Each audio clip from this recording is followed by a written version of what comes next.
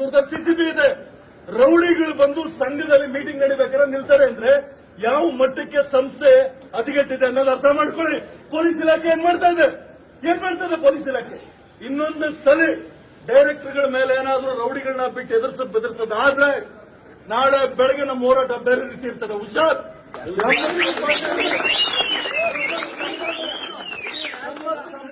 ನಮ್ಮ ಸಂಪಾದನೆ ನಾವು ತಿಂತಾ ಇದೀವಿ. ನನ್ನ ಹೆಂಡತಿ ಮಕ್ಕಳು ಹಾಕೋ ಬಟ್ಟೆ ನನ್ ದುಡ್ಡು. ಕೆಲವೊಬ್ಬ ಡೈರೆಕ್ಟರ್ಗಳು ಹಾಕೋ ಹೆಂಡತಿ ಮಕ್ಕಳ ಬಟ್ಟೆ ಕೂಡ ಸಂಘ ದುಡ್ಡ್ರೆ.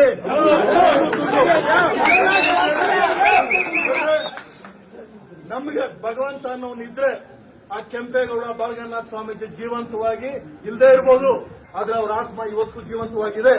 ಖಂಡಿತವಾಗ್ಲೂ ಅವ್ರ ಆತ್ಮ ಇಲ್ಲಿ ಇದ್ದೇ ಇರ್ತದೆ. ನ್ಯಾಯಕ್ಕೋಸ್ಕರ ನಮ್ಮ ಜೊತೆಲಿ ಅವ್ರ ಆತ್ಮ ಇದ್ದು ನಮ್ಮ ನ್ಯಾಯಕ್ಕೆ ಹೋರಾಟ ನಾವೇನ್ ಮಾಡ್ತಾ ಇದೀವಿ.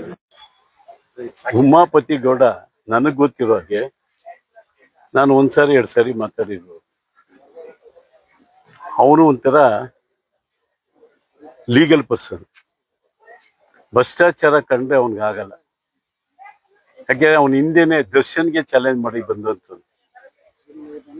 ದರ್ಶನ್ನೇ ಇವನು ಪ್ರೊಡ್ಯೂಸರ್ ಆಗಿದ್ದ ಪಿಕ್ಚರ್ಗೆ.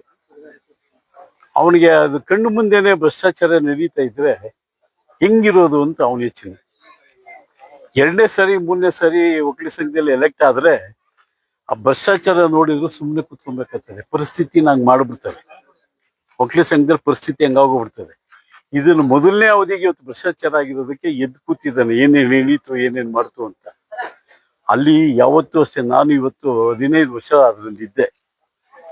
15 ವರ್ಷ ನಾನು ಅಲ್ಲಿ ಮೆಂಬರ್ ಆಗಿದ್ದೆ.